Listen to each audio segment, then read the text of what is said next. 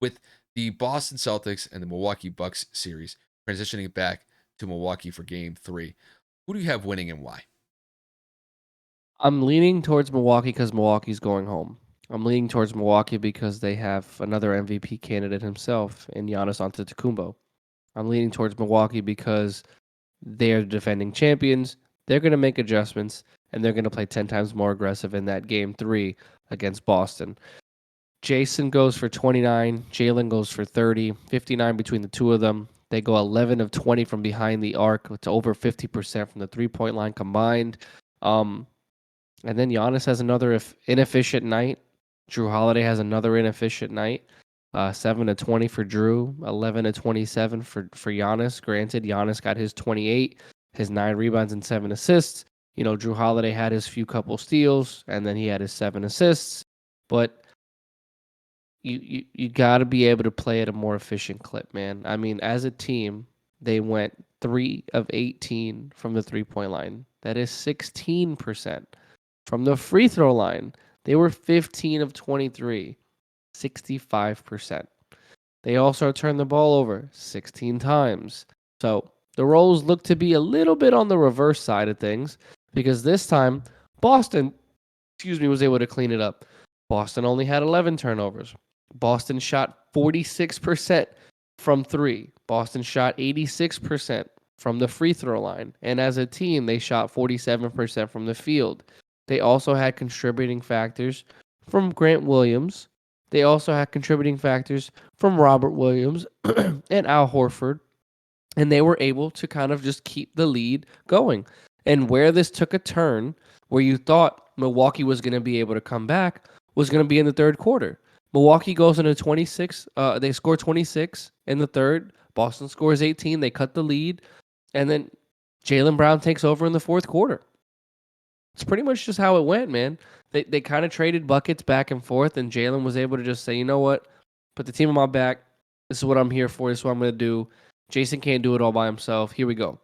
I know he scored one more point than Jason, but what they're both able to bring to the floor now with Jason's surging defensive presence because he's gotten so much better this season at guarding one of the better defenders, or excuse me, one of the better offensive players on the other team. It's just really, really interesting to see the dynamic of how they went about defending Giannis. And they were able to get the ball out of his hands, and whenever he did have it, he kind of forced up a shot, and it was a shot that they were willing to live with. And that's exactly what Boston needed to do. They needed to make an adjustment. They needed to figure out what they needed to do, and they conquered. They won by over 20 points, and I think that Milwaukee's going to have a bad taste in their mouth knowing that they're going home, knowing that they were embarrassed in that last game. And we all know that Giannis takes that personal and puts a chip on his shoulder and says, okay, y'all got me once.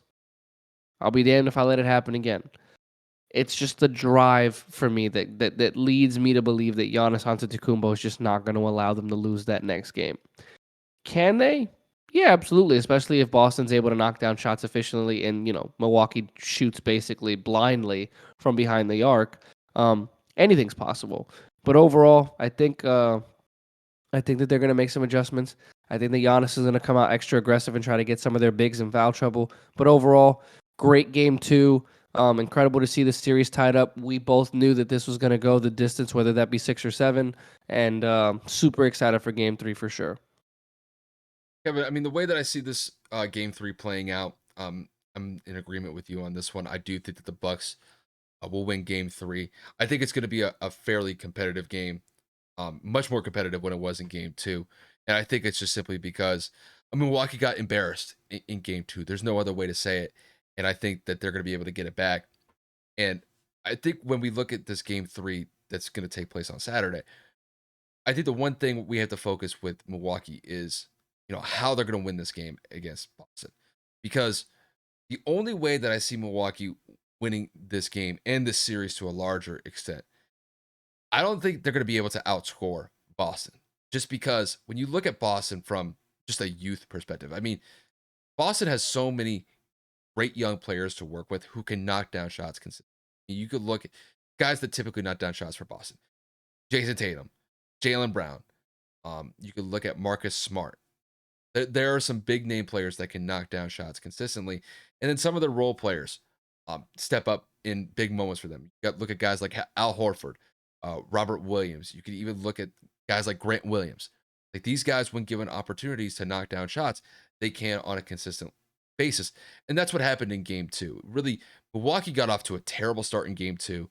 They were behind the eight ball pretty much the entire game and had to basically they basically had to scratch and claw to try to get back into that game.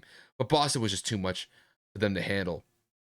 And I think one thing that Milwaukee's going to have to focus on is just trying to limit and contain Jason and Jalen to a larger extent. Because when you look back at that game two from both of them, I mean, Jalen and Jason combined for damn near 60 points between the two of them. I mean, those two guys by themselves basically accounted for three-quarters of what Milwaukee scored as a unit. So they're going to have to find a way to at least lock up Jason and Jalen to a larger extent in game three because what they had in the game plan in game two, it did not work out in any way, shape, or form. And that's just on the defensive side of the ball. So when it comes to the Bucks and the offensive side of the ball, the Bucks are very limited without Chris Middleton. And when I looked at game one specifically, the biggest standout was Drew Holiday. Drew Holiday was the X factor that got them that win in game one in Boston. Granted, Giannis was still effective. He still scored 24 points, but Drew was the one that really kind of set the tempo and knocked down some big buckets at the end when Milwaukee needed it in game one. And they're definitely going to need another big performance from Drew if they want to win game three. And not only that, when I look at the rest of the roster for Milwaukee here, they're going to need Bobby Portis to continue to knock down shots consistently. They're going to need Grayson Allen and Pat Connaughton to knock down shots because granted, I know that Grayson Allen is probably one of the most hated players in the NBA just because of his antics and some of the shit that he did back at Duke when he was in college.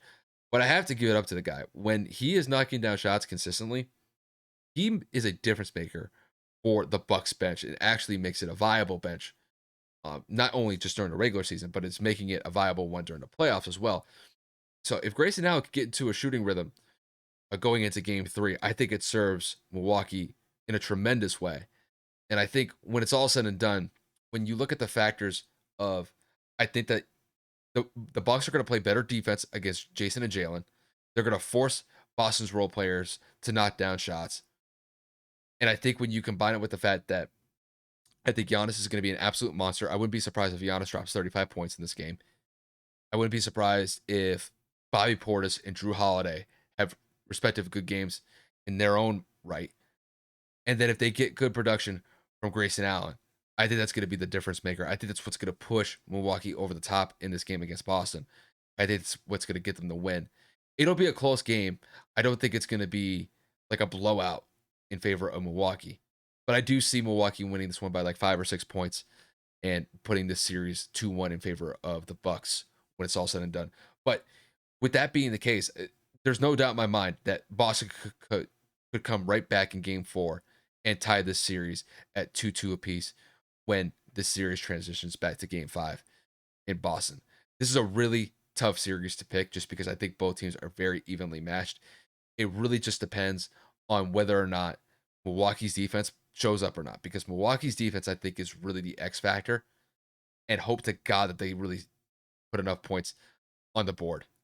But that's how I see game three playing out. And I think the series is going to be a fun one when it gets down to the end of it. It's already a competitive series to begin with, but I think we're in for a good ride here. That's just how I see it.